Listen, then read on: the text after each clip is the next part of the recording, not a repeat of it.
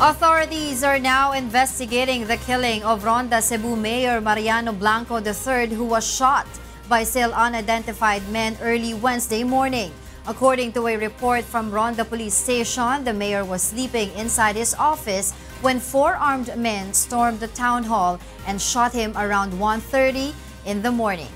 The mayor perished while being brought to a hospital.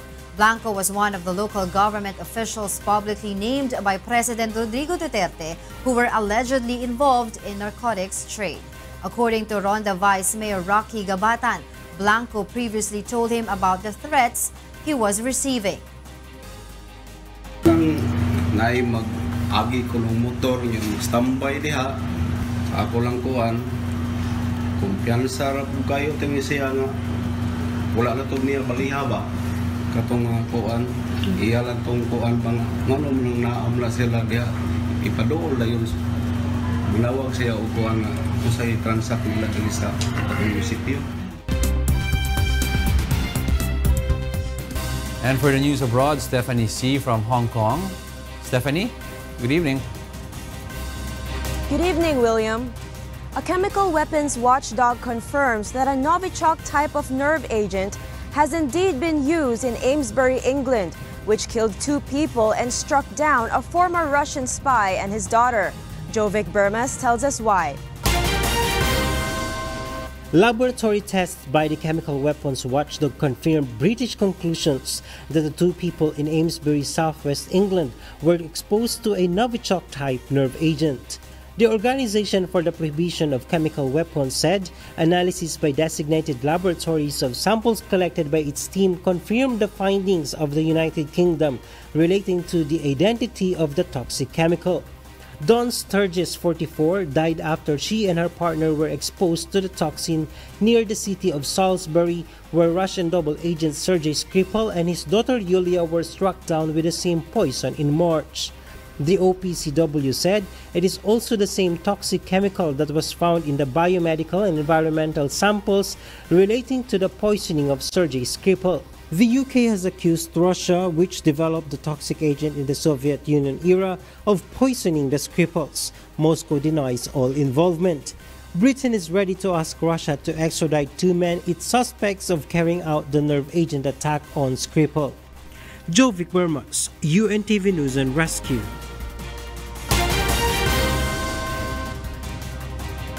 Five protesters were killed and 16 more were injured during a second night of clashes with security forces in Iraq's main southern city Basra on Tuesday.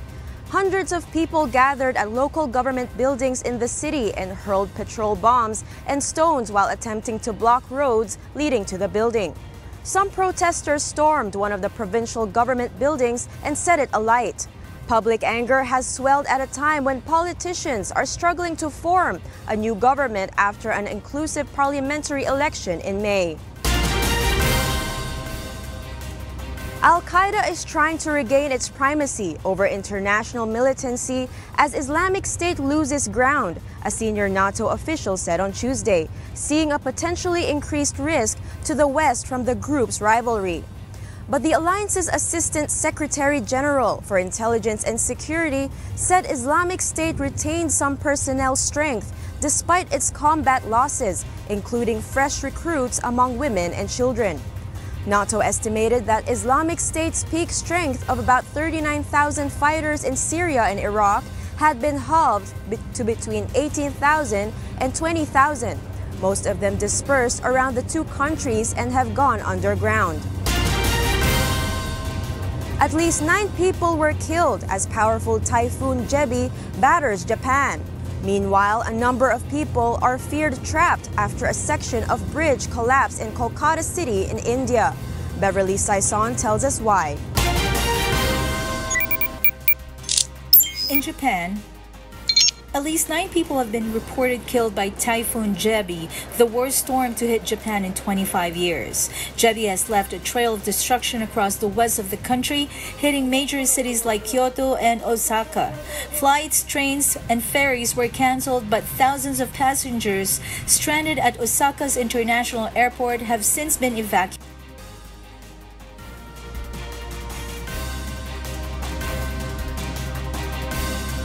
More than 30,000 people were given stronger but still not mandatory evacuation orders, the Fire and Disaster Management Agency said. In USA, a state of emergency has been declared in Louisiana and Mississippi as Tropical Storm Gordon batters the U.S. Gulf Coast. Gordon made landfall just west of the Alabama-Mississippi border, the National Hurricane Center, or NHC, said, with sustained winds of up to 70 miles per hour or 110 kilometers per hour. Thousands of people were reported to be without power. The NHC warned there could be life-threatening storm surges. Gordon strengthened as it neared the coast on Tuesday but did not reach hurricane status.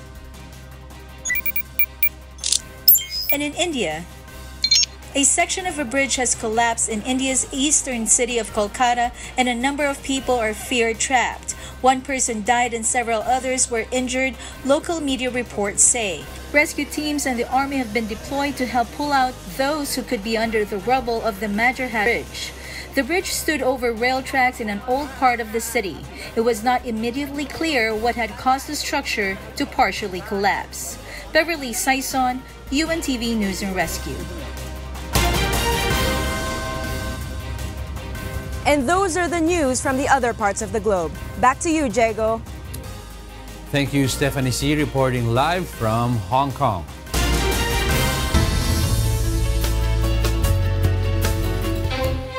The oldest living couple in Japan share some points for successful marriage as they celebrated their 81st wedding anniversary.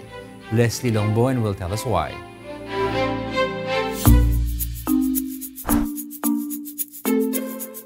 The key to a long-lasting relationship is patience and endurance, according to Japanese centenarian Miyako Matsumoto, who has been married to her 108-year-old husband Masao for over 80 years.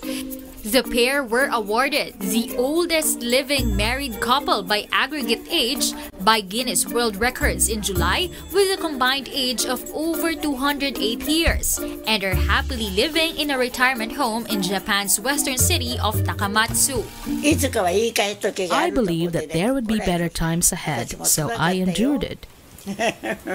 I was patient, that's the truth. Miyako and Masao were congratulated on Tuesday in a small discreet ceremony by staff at their home and family members. The two got married in 1937 but were too poor to afford a wedding ceremony. Masao was sent into battle overseas multiple times during World War II but returned alive and went on to become a bureaucrat at a local port authority. Today, they are part of a family of 60 people and recently celebrated the birth of their 25th great-grandchild. Their youngest daughter, Hiromi Sato, remembers her father as a strict and hard-working person, with her mother looking after the children and doing the housework. In a way, you can say that my mother is now the real winner. Japanese have among the longest life expectancies in the world, with data from Japan's health ministry showing they rank number 2 on average at around 84, just smidgen behind people from Hong Kong. Leslie Lomboan, UNTV News and Rescue. And those are the reasons behind the news, September 5, 2018. On behalf of Rina Villamor Camara and Angela Lagunzad, I am Angelo Castro III.